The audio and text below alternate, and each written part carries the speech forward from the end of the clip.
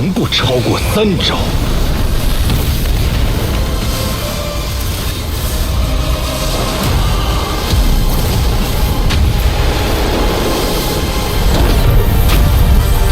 就是3000招的慌。Woi yo, balik lagi di channel teman santuy alias Cok Santuy dalam pembahasan alur cerita rekap Donghua Perfect World episode 214 sampai 218 ya guys ya. Mimin ingatkan, ini adalah rekap episode, jadi bukan per episode ya guys ya. Dan buat teman-teman yang pengen nostalgia nyimak alur cerita Perfect World dari episode 1, sudah komplit di daftar playlist ya guys ya. Dan Mimin saranin juga, lebih baik kalian nonton bagian-bagian sebelumnya dulu, supaya gak gagal paham ngikutin kelanjutan alur cerita di bagian kali ini. Linknya ada di kolom deskripsi. Oke lah, gak usah kebanyakan drama lagi di awal video, langsung aja simetriskan posisi rebahan kalian. Inilah waktunya kita baku hantam.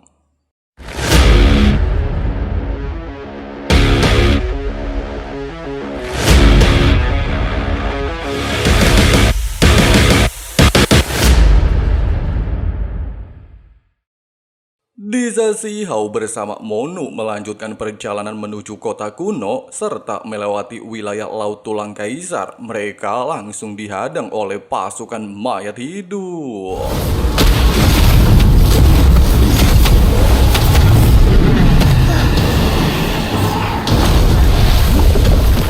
Meskipun Monu memiliki mutiara penyegel jiwa, namun dikarenakan kekuatan musuh sangat tinggi, hal itu mengharuskan Shihao turun tangan memberikan waktu kepadanya. Bahkan di momen ini juga, Shihao tanpa sengaja merasakan aura dari telur poni kuno.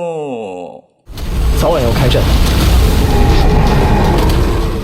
Baru saja tiba di Gunung Ponik dan merasakan aura telur ponik sebelumnya berasal dari tempat ini, Shihao tiba-tiba merasakan hal janggal. Namun belum sempat mereka melarikan diri, mereka sudah terjebak di dalam sebuah formasi penghalang. Meskipun Shihao mencoba keluar dari dalam formasi, tapi sayangnya tindakannya percuma saja. Terlebih lagi mereka tidak bisa meminta bantuan batu petir yang saat ini sedang berevolusi. 1 bulan kemudian ketika Shihao udah bete, kejebak dan gak bisa keluar, mereka tanpa sengaja melihat sosok mayat hidup dan mencoba untuk mengikutinya, di mana makhluk tersebut tanpa terduga menarik banyak obsesi dari dunia luar.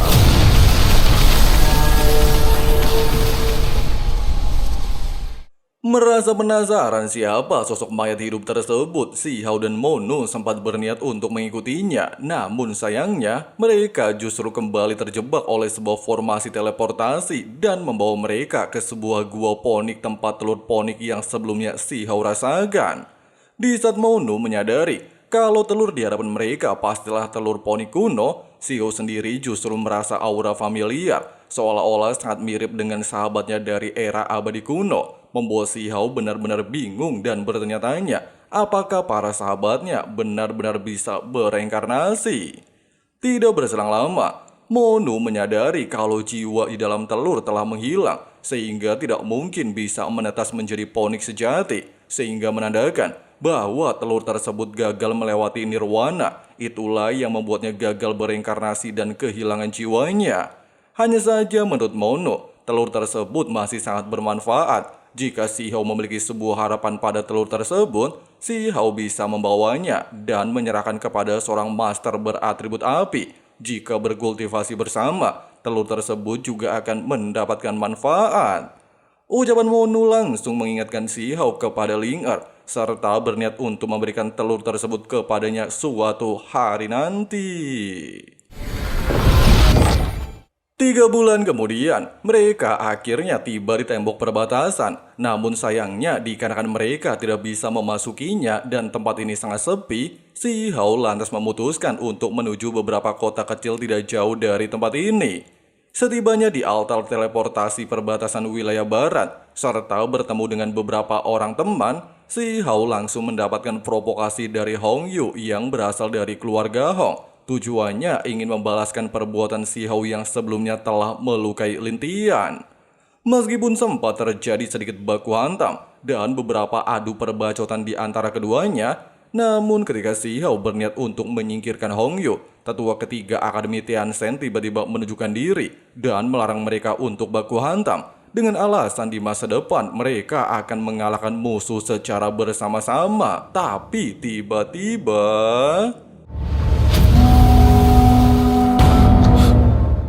di saat seluruh orang mendengarkan suara barusan dan bertanya-tanya apakah musuh wilayah luar mulai menyerang, Si Hao lantas memberikan informasi tentang semua kejadian yang sebelumnya dia alami di wilayah tanpa pemilik. Meskipun tetua ketiga juga sudah mengetahuinya dan berjanji akan melakukan penyelidikan lebih dalam, tapi dia masih meminta Si Hao untuk merahasiakannya demi menghindari kepanikan. 灭仙骨之覆灭远比预期更快，异域之变。 Setelah tetua ketiga menyampaikan pesan kepada seluruh anggota untuk tidak berkhianat kepada wilayah asing, serta tidak seperti beberapa kelompok di masa lalu, dia lantas mengumumkan kalau mereka semua dianggap layak menjadi murid Akademi Tianzhen karena bisa sampai ke tempat ini. Hanya saja dikarenakan dia mendapatkan kabar tentang kemunculan binatang kirin dari era abadi kuno di wilayah tanpa pemilik, tetua ketiga meminta mereka untuk mencarinya. Siapapun yang bisa menaklukkan kirin tersebut, maka akan menjadi murid istimewa Akademi Tianzhen.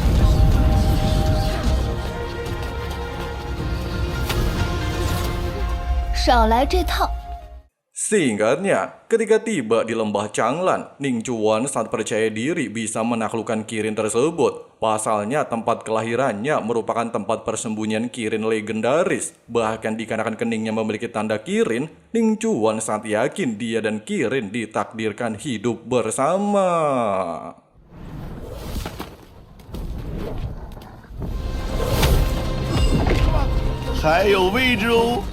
Setibanya di lokasi kirin, Ning Chuan sempat dengan percaya diri mencoba untuk mendekat. Bahkan si kirin seolah-olah merespon panggilan Ning Chuan, sehingga membuat Si Hao benar-benar panik. Binatang kirin milik sahabatnya di era abadi kuno jatuh ke tangan Ning Chuan. Tapi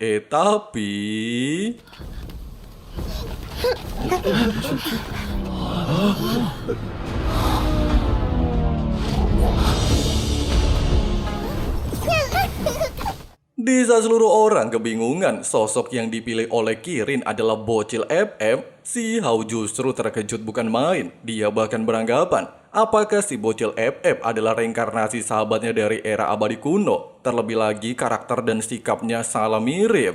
Dalam situasi seperti ini, Hong Yu tiba-tiba saja memberikan roda pemburu kepada Tianlang untuk merebut kirin dari tangan si bocil, sehingga Ning Chuan dan King Si Hao dengan cepat memblokirnya.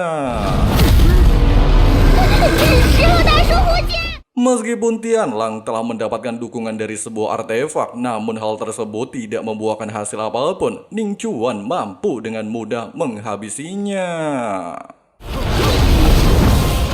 Meskipun Hong Yu pada akhirnya turun tangan mencoba melakukan serangan, tapi Si Hao dengan sigap memblokirnya. Bahkan dia juga melepaskan teknik daun willow. Sementara Ning Chuan beranggapan mereka berdua benar-benar ingin merusak kesempatannya. Merasa muak ngedengerin bebacot barusan, Si Hao tanpa basa-basi langsung menyerang mereka berdua dan menegaskan kalau kirin telah memilih tuannya. Merasa tidak terima, Hong Yu lantas menggunakan tombak emas abadi untuk melakukan serangan dan menciptakan ribuan hujan tombak. Meskipun Si Hao berhasil memblokir seluruh tombak dengan barrier pelindung ilahi, namun Hong Yu masih tidak berhenti dan menggabungkan seluruh tombak abadinya.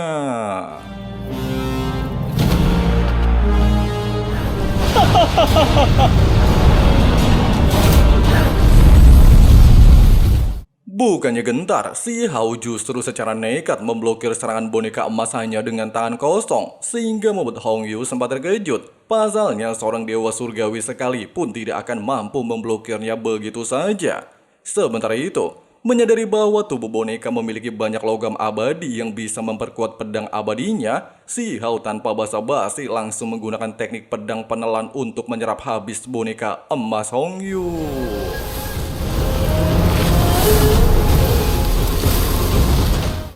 Di saat Hong Yu ketar-ketir senjata andalannya benar-benar diserap, si Hao sendiri terlihat sangat santuy dan tidaklah memperdulikan bebacotnya. Dia terus-menerus menyerap logam abadi.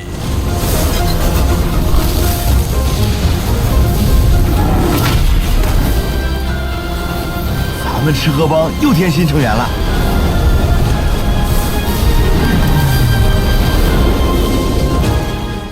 Baru saja proses penyerapan selesai serta Hong Yu kena mental senjatanya hilang, Ning Chuan tiba-tiba saja ingin merebut Kirin sehingga si Hao kembali bertindak untuk memblokir tujuannya. Merasa tidak terima dengan tindakannya, Ning Chuan lantas berniat untuk membalaskan dendam leluhurnya kepada keturunan darah pendosa seperti si Hao, sehingga ucapan Ning Chuan barusan langsung membuat si Hao naik darah. Sayangnya, belum sempat terjadi baku hantam dan baru menunjukkan kekuatan masing-masing. Tetua ketiga kembali muncul serta bertanya, kenapa mereka selalu saja bertarung ketika wilayah perbatasan diambang kehancuran? Si Hao menegaskan, kalau Ning Chuan selalu saja menyebut dirinya sebagai darah pendosa, serta bertanya apa sebenarnya maksud dari darah pendosa. Bukannya menjawab, tetua ketiga meminta mereka untuk menyudahi masalah ini, sehingga semakin membuat si Hao heran. Kenapa semua orang menutupinya, serta apa sebenarnya makna dari kata darah pendosa? Nah, dikarenakan masalah Kirin sudah diselesaikan, tetua ketiga lantas membawa mereka kembali ke benteng perbatasan. Dia juga berniat membawa mereka memasuki perbatasan untuk melihat perjanjian aliansi kuno. Dengan begitu, mereka barulah mengerti tanggung jawab besar sebagai murid Akademi Tianzhen. Sebelum benar-benar memasuki perbatasan, tetua ketiga berniat melakukan diskusi dengan si bocil FF karena berhasil menaklukkan Kirin. Sementara sisa anggota beristirahat di sebuah kota kecil. Selain bertemu dengan King Yi alias tubuh kedua peri Yeu-chan, si Hao juga bertemu dengan Qin Hao alias adiknya, di mana sang adik ternyata juga mengikutinya mengikuti seleksi memasuki Akademi Tianzhen. Beberapa saat kemudian dengan menggunakan altar tulang suci, tetua ketiga lantas membuka portal perbatasan.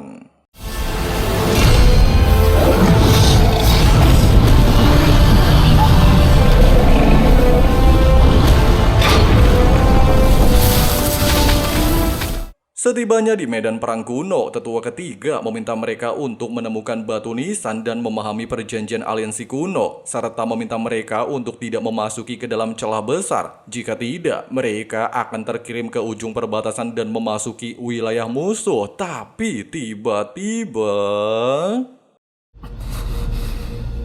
竟有人凭空消失。 Setibanya di lembah mayat, si Hao kembali bertemu dengan sosok Yevan di dalam kuil segel, sehingga membuat si Hao penasaran apa sebenarnya tujuan kuali ini selalu saja mencarinya. Bukannya menjawab dan menyadari dia datang terlalu awal menemui si Hao dengan kekuatan masih sangat cupu, Yevan lantas memperlihatkan sedikit bagian dari masa depan tentang kehancuran dunia, sehingga membuat si Hao benar-benar merasa kesal tentang takdir seperti ini. Dia benar-benar tidak ingin seluruh sahabat dan keluarganya meninggoy dalam petaka, bahkan berniat untuk menulis ulang takdir konyol tersebut, serta mengalahkan semua musuh dari setiap era. 斩败古今所有敌，必将潮头不朽。我不会逝去，那不是未来。 Sambil menunjukkan wujudnya sebagai Kaisar Ye, Yevan lantas sangat berharap bisa bertemu dengan si Hao di masa depan, serta bersama-sama melakukan pertempuran akhir. Di saat si Hao menyetujuinya, kuali segel lantas membuka simpul ruang menuju wilayah Asia. Sementara itu, menyadari tidak bisa melacak keberadaan Huang, tetua ketiga tidaklah ingin mengambil resiko dan langsung membawa seluruh calon murid ke Akademi Tianzhen. Di tempat lain, ketika si Hao bingung dia ada di mana, dia tiba-tiba saja mendapatkan serangan dari burung naga mayat yang katanya telah musnah dari era abadi kuno. Menyadari mata burung tersebut sama seperti para pasukan di wilayah tanpa pemilik, si Hao langsung menyadari kalau dia saat ini berada di wilayah asing yang telah menyebabkan kehancuran era abadi kuno. Singkatnya, setelah tiba di kota Swansea, si Hao lantas menggunakan penampilan samaran dan menjelajahi kota. Dia saat ini dibuat bingung, orang-orang di tempat ini sangat aneh dan beranggapan berasal dari era abadi kuno. Dia kembali dikejutkan dengan kemunculan Mosian, di mana hari ini merupakan acara tradisi kota Swansea. serta menceritakan sejarah saat Dewa Suci menghadapi para master dari abadi kuno. 违抗九天十地。 Di saat si Dewi kalah dalam pertunjukan, seorang sosok misterius yang dikenal sebagai Tuan Abadi tiba-tiba saja menunjukkan diri dan menyelamatkan Dewi Suci dari para master abadi kuno. Dalam pertunjukan tersebut juga mengisyaratkan untuk merebut kembali 9 langit dan 10 bumi, serta mengibarkan bendera perang dengan wilayah abadi kuno. Cerita masyarakat di tempat ini jelas membuat Shihou mumet. Pasalnya saat berbeda dengan sejarah yang selama ini dia ketahui, seolah-olah dunia abadi kuno lah yang telah menjadi penjahat.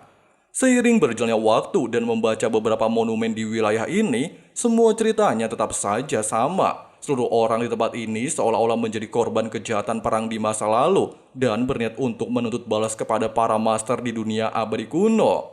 Menurut informasi dari pendongeng wilayah asing, di saat pasukan iblis dari 9 langit alias tempat Shihou berada melakukan penyerangan, sosok misterius yang disebut Tuan Immortal mencoba melindungi rakyat di tempat ini. Namun sayangnya tetap saja kalah. Sampai akhirnya Tuan Immortal membawa mereka ke dalam pengasingan sampai saat ini, serta mempersiapkan diri untuk memulai perang. Kata-kata barusan jelas semakin membuat Shihou mumet. Pasalnya Tuan Immortal yang disembah oleh seluruh penduduk di wilayah asing justru menjadi dalang yang akan menyerang abadi kuno. Di saat Shihou kebingungan, semua sejarah di tempat ini sangat berbeda, serta tidak tahu mana yang salah ataupun yang benar, si pendongeng lantas meminta Shihou menuju Gunung Immortal. Pasalnya di tempat itu, Shihou pastilah akan menemukan jawabannya. Setibanya di Goa Gunung dan menemukan selip giok pencatat sejarah wilayah asing, Shihou kembali mendapatkan kisah kalau dunia abadi kuno menyerang wilayah asing. Kemudian muncul Tuan Immortal menyelamatkan mereka. Namun ketika melihat kalau Dewa Willow dan Wellrock difitnah sebagai iblis penyerang, hal itu seketika membuat Shihou tersadar kalau semua kisah di tempat ini hanyalah kebohongan besar. Pasalnya Dewa Willow tidaklah pernah melakukan hal tersebut dan justru melindungi semua makhluk hidup. Bahkan Shihou berjanji akan membongkar semua kebohongan di tempat ini. 这场颠倒黑白的把戏，谎言挑拨我们同族相残与的历史，分明就是一场。 Tidak berselang lama ketika tiba di puncak gunung dan melihat sebuah altar pengorbanan, Shihou tanpa sengaja bertemu dengan Mo Xian, seorang gadis yang sebelumnya berperan sebagai Dewi Suci di acara tradisi kota Swansea. Tujuan Mo Xian datang ke tempat ini untuk menuju jalan suci dan mengabdikan diri kepada Immortal, mempersiapkan diri mengikuti perang suci. Meskipun Shihou mencoba untuk menguak kebenaran, tapi sayangnya sejarah di wilayah asing telah mempengaruhi seluruh orang di tempat ini. Bahkan Mo Xian sudah menganggap kalau makhluk dari 9 langit dan 10 bumi adalah iblis, sedangkan Tuan Immortal adalah sang penyelamat tanah leluhur. Menyadari tidak bisa membujuk Mo Xian, serta pastilah akan menjadi musuh berat jika bertemu di medan perang, Shihou sempat berniat untuk membunuhnya. Namun sayangnya, Mo Xian mengetahui niat buruknya, pasalnya dia memiliki kemampuan membaca hati. Bersamaan dengan hal itu, portal Gunung Immortal akhirnya terbuka, sehingga Mo Xian segera meninggalkan tempat ini. Sementara Shihou bergegas meninggalkan tempat ini menuju simpul ruang, sehingga bisa menutupi identitasnya sebelum diketahui oleh Tuan Immortal. Tapi tiba-tiba... 一缕神阴便有刺的味道。妖魔以正乾坤。 Baru saja berhasil mencapai simpul ruang, Shihou langsung melihat sebuah surat perintah dari Immortal kepada para penduduk untuk segera memulai perang suci dan merebut kembali tanah leluhur dari makhluk 9 langit dan 10 bumi. Baru saja tiba di medan perang kuno dan ingin melaporkan kejadian sebelumnya kepada Akademi Tianzhen, Shihou tiba-tiba mendapatkan serangan dari pengawas kota kaisar bernama Jade. 神书院临阵脱逃的那人，万蚁噬魂刑，360条律。 Meskipun Shihou telah menjelaskan dia sebelumnya tanpa sengaja memasuki celah dan beruntung bisa kembali ke tempat ini, namun Jade tidaklah mempercayainya dan berniat untuk memeriksa roh primordialnya, sehingga membuat Shihou tidak lagi bisa berkata apapun selain mencoba melindungi dirinya dari serangan Jade yang diketahui berada di ranah safe release. Bahkan belas Shihou ternyata memiliki armor kaisar petir. Hal itu seketika membuat Jade semakin berambisi untuk menghabisinya. 从不超过3招。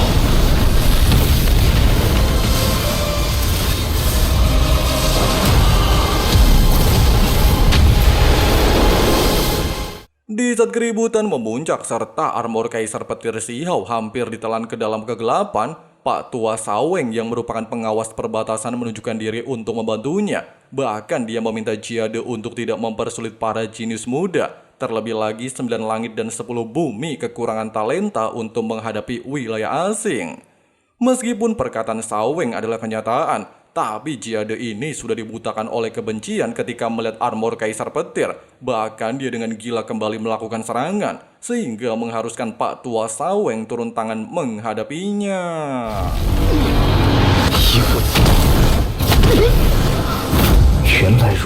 Di tengah-tengah keributan, sebuah suara tiba-tiba saja bergema dan meminta mereka untuk segera kembali ke dalam kota. Sehingga mau tidak mau mereka segera menghentikan baku hantam dan menuruti perintah tersebut.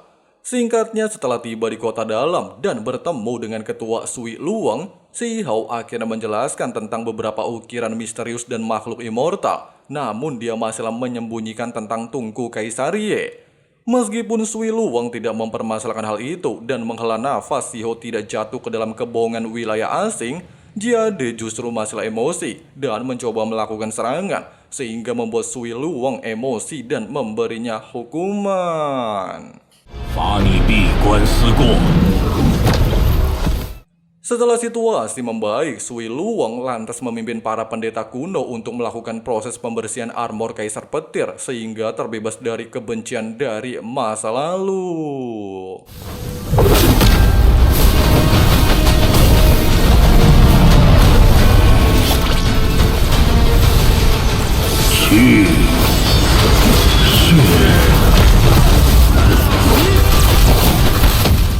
Baru saja prosesnya selesai, serta menyadari Si Hao memiliki potensi tak terbatas, Sui Luang lantas memberi Si Hao kesempatan menuju langit tanpa batas. Setibanya di reruntuhan kuno altar kenaikan immortal, banyak orang mengeluh kapan mereka bisa meninggalkan tempat pengasingan seperti ini. Bahkan menurut informasi dari petapa Koui Juo, mereka bisa berada di tempat ini karena melakukan kesalahan, serta hanya bisa meninggalkan tempat ini jika sudah memahami Dao. Tidak memperdulikan hal itu dan ingin segera memahami Dao, Si Hao lantas menuju altar. Meskipun seluruh orang beranggapan tidak pernah ada yang bisa memahaminya tanpa petunjuk, tapi Si Hao tidaklah memperdulikannya dan mencoba untuk memahami Dao surgawi. Terlebih lagi cara memahaminya sangat mirip saat dia mengumpulkan 3 energi abadi.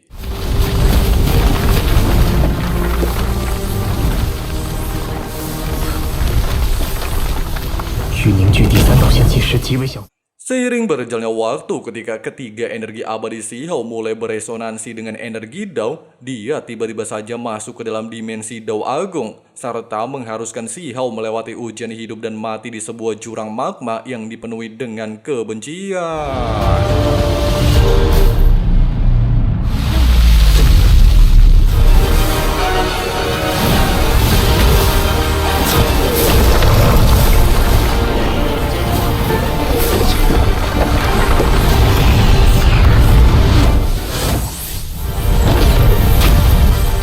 Bersamaan dengan Si Hao berhasil menguasai Dao dan membangkitkan bunga Dao tingkat pertama, pintu kehidupan meninggalkan tempat ini juga terbuka, sehingga Si Hao bergegas membawa seluruh orang cabut dari reruntuhan kuno altar immortal. Baru saja tiba di altar teleportasi, mereka langsung dikejutkan dengan kemunculan kabut arak asap hijau.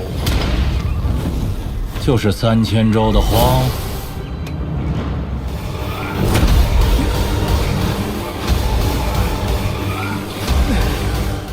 Nah, asap barusan ternyata berasal dari penjaga formasi bernama Yuan King. Dia berada di ranah safe release dan berasal dari keluarga Yuan.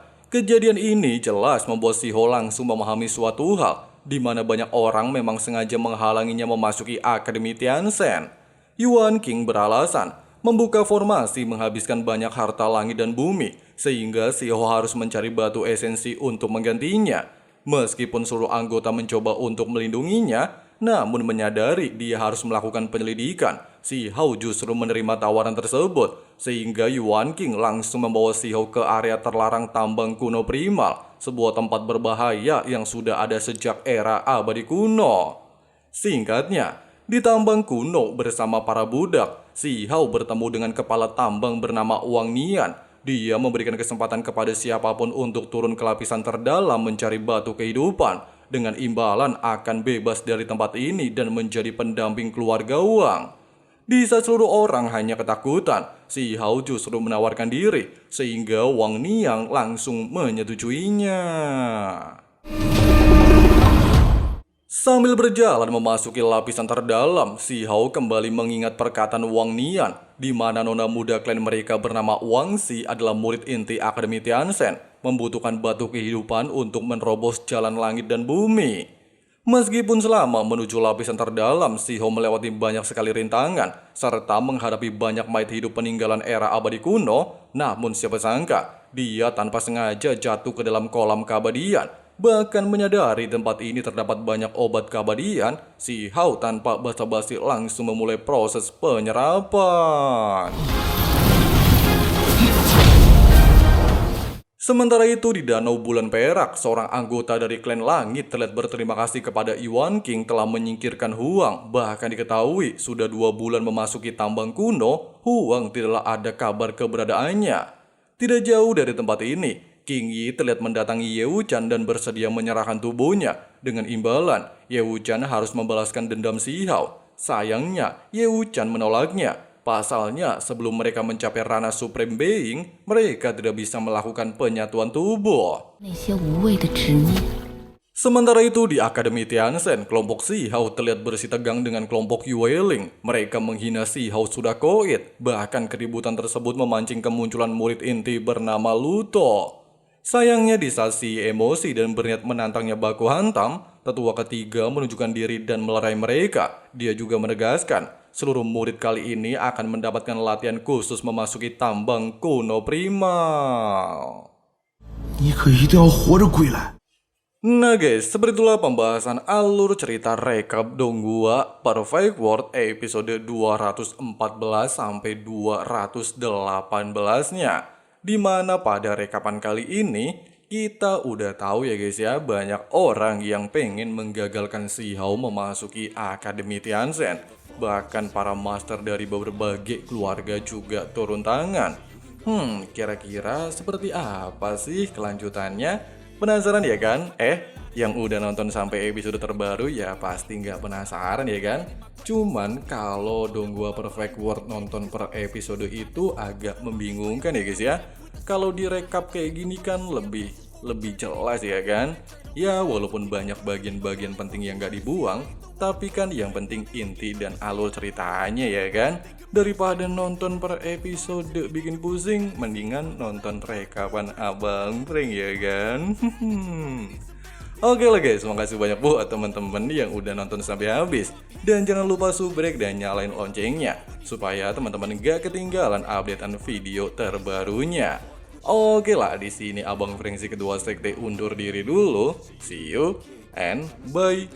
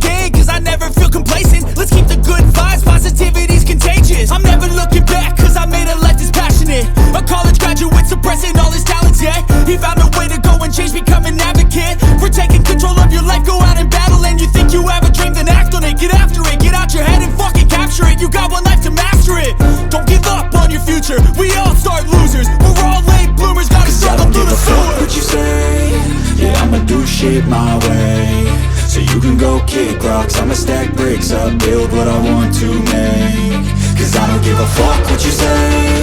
Yeah, I'ma do shit my way. So so you can go kick rocks. I'ma stack bricks up, build what I want to make. Yeah, I'ma do it my